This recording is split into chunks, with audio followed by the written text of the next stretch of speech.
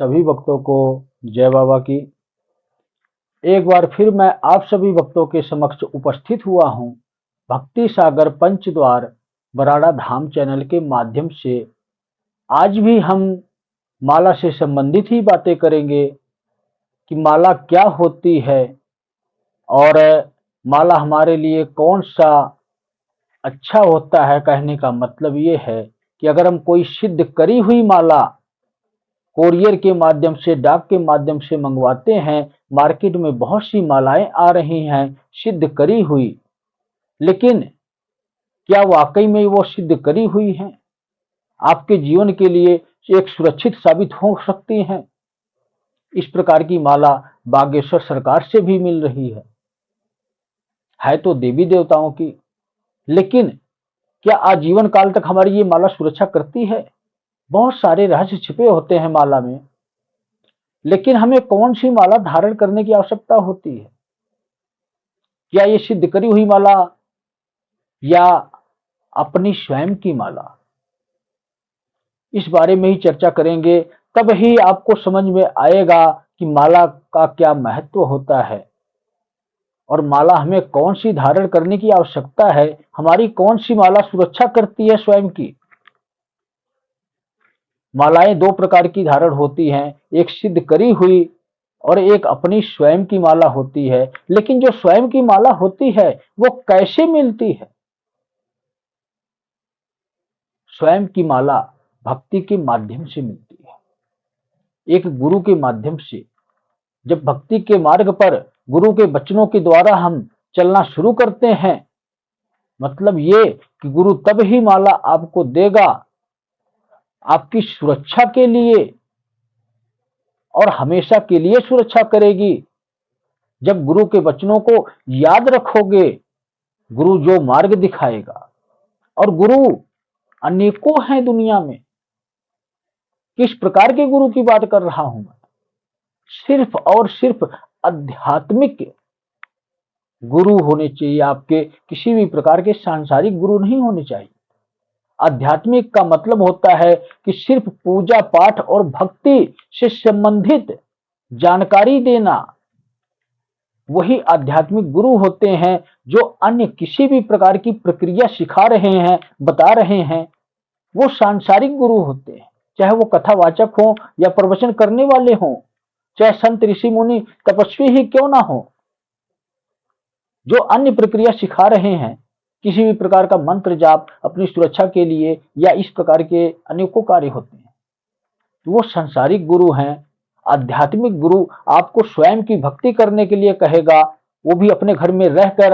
आपको कहीं भी किसी भी मठ में या किसी भी दरबार में जाने की आवश्यकता नहीं है। किसी के पंडाल में जो प्रवचन करते हैं या दरबार लगाते हैं, कहीं भी जाने की आवश्यकता नहीं है। आध्यात्मिक लाइन का जो गुरु होगा वो सिर्फ इसी प्रकार का होगा, वो यही कहेगा कि स्वयं की भक्ति अपने घर में होती है। और इस प्रकार के गुरु से आप अगर गुरु धारण करते हो, गुरु के माध्यम से माला प्राप्त करते हो, तो वो आपकी स्वयं की माला कहलाती है। और वो स्वयं की माला असीमित काल तक आपकी सुरक्षा करती है, आपको सुरक्षा प्रदान करती है। सिर्फ यही माला का महत्व होता है। लेकिन आज के समय में अनेकों सिद्ध करी हुई माला मार्केट में बिक रही है। मान लिया कि चलो एक समय पर उन्होंने इस माला को सिद्ध किया और उस माला के माध्यम से अनेकों माला मार्केट में उतार दिया बिजनेस के तौर पर, जिसकी कीमत ली जा रही है। वो शक्ति कब तक कार्य करेगी? जिस प्रकार से पैसा हमारे पास है, तो अगर हम उसको यूज में लेंगे, इस्तेमाल में लेंगे, तो एक ना एक दिन अवश्य खत्म होगा। इसी प्रकार सिद्ध करी हुई माला है, उसकी एक समय सीमा होती है कि इतने समय तक आपकी सुरक्षा करेगी, और वो उतने समय तक ही आपकी सुरक्षा करती है। जब आप माला के नियमों का पालन नहीं करते हो तो अपने आप ही नष्ट हो जाती है। तो अधर्मियों के लिए किसी भी प्रकार की कोई भी माला कार्य नहीं करती है। कुछ सीमित समय होता है, जो कि मजबूर होती है, वो शक्ति कार्य करती है, उसकी सुरक्षा करती है। लेकिन अंत में एक दिन ऐसा आता है कि उसी माला के माध्यम से ही उसी इंसान का विनाश हो जाता है, क्योंकि उसने अधर्म का काम किया।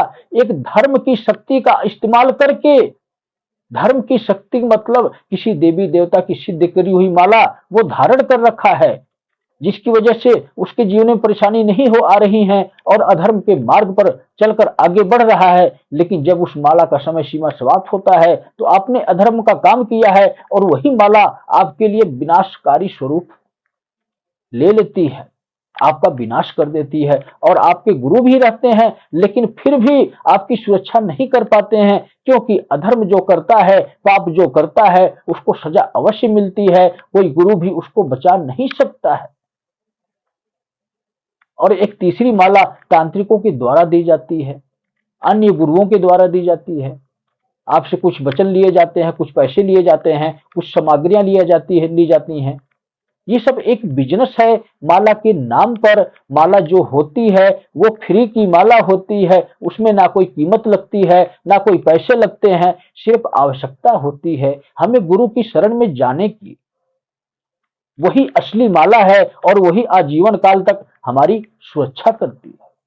तो आप कौन सी माला लेना पसंद करोगे वो आपको निर्धारण करना है। ये फैसला आपका होना चाहिए कि आपको एक सीमित समय तक अपनी सुरक्षा चाहिए या एक असीमित समय तक सुरक्षा चाहिए।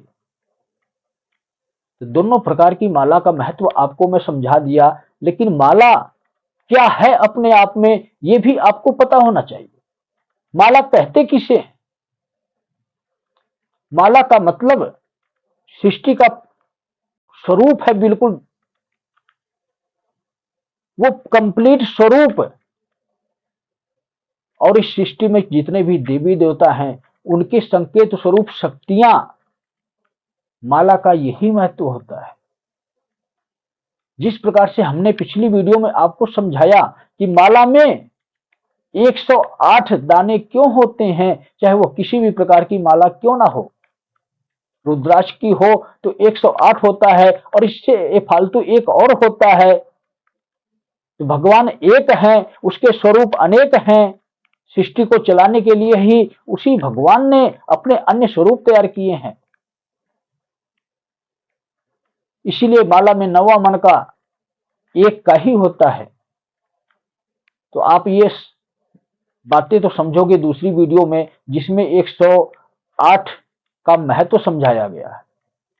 लेकिन माला का महत्व यही है कि हम माला की द्वारा अगर किसी एक की भक्ति करते हैं तो अन्य सभी देवी देवताओं की भक्ति कर लेते हैं।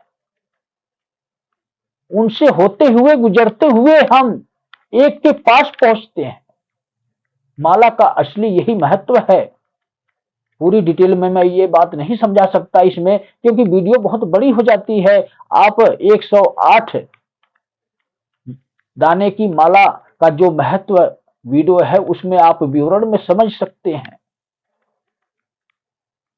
माला का मतलब ही यही होता है कि उसमें जो एक मन का है, हम वहीं से शुरू करते हैं अपनी यात्रा एक से, और घूमते हुए वापस फिर उसी एक के पास आ जाते हैं। तो अन्य मन का जो होते हैं वो अन्य देवी देवता के स्वरूप माने जाते हैं कि सभी देवी देवताओं से गुजरते हुए हम फिर वापस उसी सत्य के पास आ गए हैं, उसी शिव के पास आ गए हैं जिसने इस सृष्टि की रचना की है, जिसने पूरे ब्रह्मांड की सुरक्षा का दायित्व संभाल रखा है।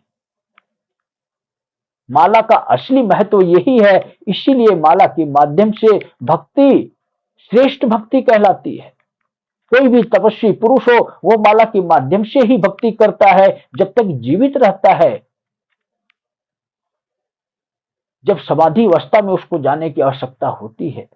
समाधि अवस्था उसे कहते हैं कि हम ध्यान के माध्यम से जो भक्ति करते हैं, सिर्फ नाम जप करते हैं, उस प्रकार से भी भक्ति होती है। लेकिन ब्रह्मांड की सैर करते हुए हम अगर माला के माध्यम से भक्ति करते हैं, ये शिव के अन्य स्वरूपों की भी भक्ति होती है। इसीलिए ये दो माध्यम बने हुए हैं।